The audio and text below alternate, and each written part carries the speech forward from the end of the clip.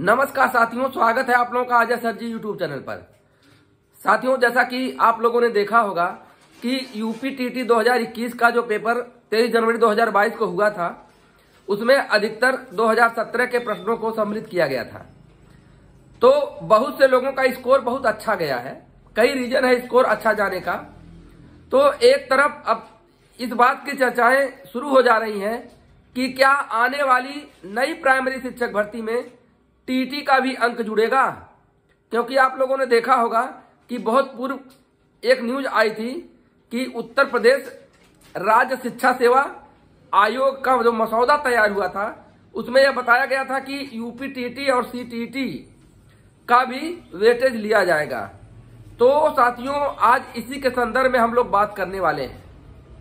अब आपको पता होना चाहिए कि जब विगत के प्रश्नों को रिपीट किया जाएगा तो उसमें बहुत से ऐसे छात्र होते हैं कि जिनके पास पढ़ने का पूरा अवसर नहीं रहता, समय नहीं रहता है, लेकिन परीक्षा के दौरान वह केवल पुराने पेपरों को ही तैयार करके चले जाते हैं। उनका यह सोचना होता है कि कुछ न कुछ प्रश्न रिपीट होंगे या एक आधार मिल जाएगा तो उस आधार पे हम अपनी परीक्षा को पास कर लेंगे।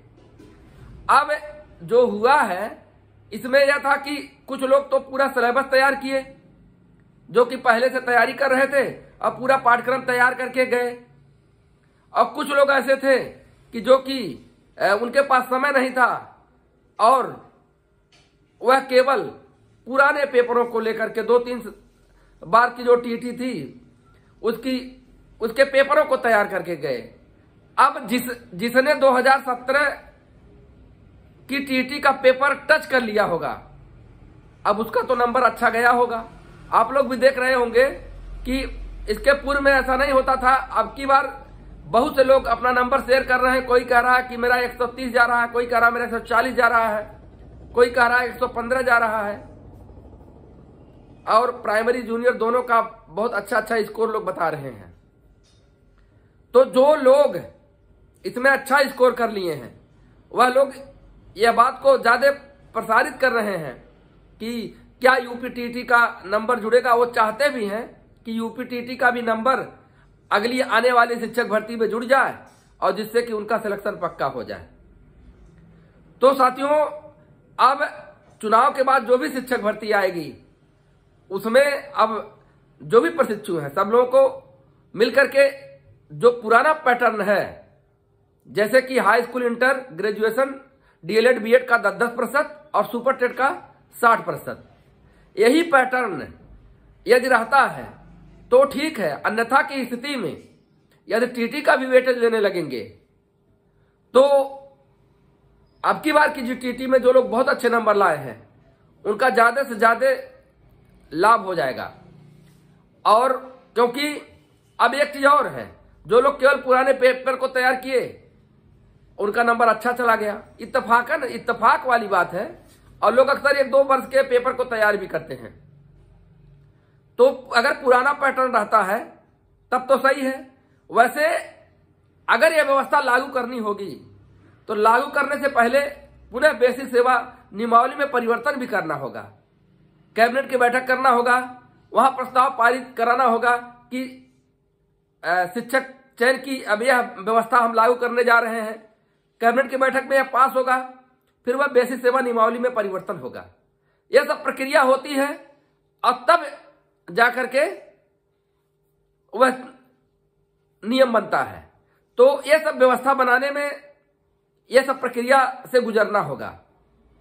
तो अभी तो ऐसा कहीं से कोई ऑफिशियल या कहीं से कोई संकेत नहीं है कि टेट का नंबर जुड़ेगा ही। लेकिन यदि ऐसा हो जाता है कि टेट के नंबर को भी जोड़ा जाएगा तो अब की बार जो लोग टीटी में बैठ करके बढ़िया स्कोर कर लिए हैं उनको ज्यादा से ज्यादा लाभ मिलेगा। हाँ, यदि टेट का नंबर भी जुड़ता है तो क्या जो अभी व्यवस्था है 60% सुपर टेट का और 40% एकेडमिक कार्य, 10% 4 क्लास का, तो 40% हो गया, तो 100 हो जा रहा है, 100%। तो अगर ऐसा होगा तो हो सकता है कि टेट के भी 30% लिए जाएं और सुपर टेट के भी 30% लिए जाएं, क्योंकि वही जो 60% सुपर टेट का है वह दोनों में डिवाइड हो सकता है। 30% टेट का और 30% सुपर टेट का। तो यह सब कंडीशन तब लागू हो सकती है कि जब सरकार चयन प्रक्रिया को और कठिन बनाना चाहेगी और जटिल बनाना चाहेगी या और फिल्टर लगाना चाहेगी, क्योंकि आप लोग देख रहे हैं कि नौकरियों में अब बहुत ज्यादा फिल्टर लग रहा है।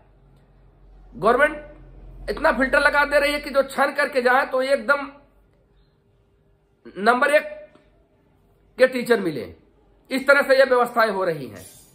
केवल मेरिट आधारित पहले प्रणाली जो थी कि सीधे मेरिट देख करके कर दिया जाता था, अब मेरिट कैसे आया है, क्या उन्होंने स्वयं लिखा है कि दूसरे से लिखवाया है कि किस व्यवस्था के तहत, तो नंबर देख करके टीचर बन जाते थे।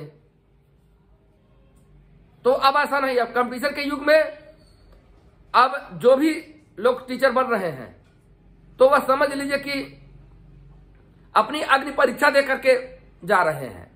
तो यही सब व्यवस्थाएं हैं। और यदि टेट के अंकों को जोड़ा भी जाएगा तो आप लोगों को एक बार पुनः यूपीटीटी देने का मौका मिलेगा। ऐसा नहीं है कि एकाएक टेट के नंबरों को जोड़ दिया गया और आपको टेट देने का मौका नहीं मिलेगा। अगर ऐसी व्यवस्था होगी तो यह समझ लीजिए कि अगर कानून बदलेगा तो पहले यूपीटीटी का आयोजन होगा, पहले यूपीटीटी पुनः एक बार होगी, फिर उसके बाद सुपर टेट होगा। और यदि कानून में परिवर्तन नहीं हुआ, पुरानी चयन प्रक्रिया रही, तो डायरेक्ट सुपर टेट के भर्ती की मांग लोग करेंगे चुनाव के बाद। और जहां तक आशा है कि अभी व्यवस्था 69,000 शिक्षक भर्ती की तरह ही रहेगी और यही रहे तो ठीक है, अन्यथा की स्थिति में तमाम प्रकार की समस्याएं आ सकती हैं। जिस तरह से आप लोगों ने देखा होगा कि अब की बार स्कोर हाई हुआ है। कभी टेट के नंबरों के लिए लोग प्रश्न नहीं उठाते थे, बात नहीं करते थे, लेकिन अब की बार जिस तरह से स्कोर लोगों का अच्छा हुआ है वह लोग इसी पर ज्यादा फोकस कर रहे हैं कि टेट के नंबर को भी जोड़ा जाए। तो भले ही लोग कह रहे हैं, लेकिन ऐसी कोई व्यवस्था अभी है नहीं, सरकार की भी कोई मंशा नहीं है। लेकिन आने वाला समय में क्या होगा इसके बारे में हम लोग केवल आकलन कर सकते हैं, लेकिन सत्यता तक नहीं पहुंच सकते।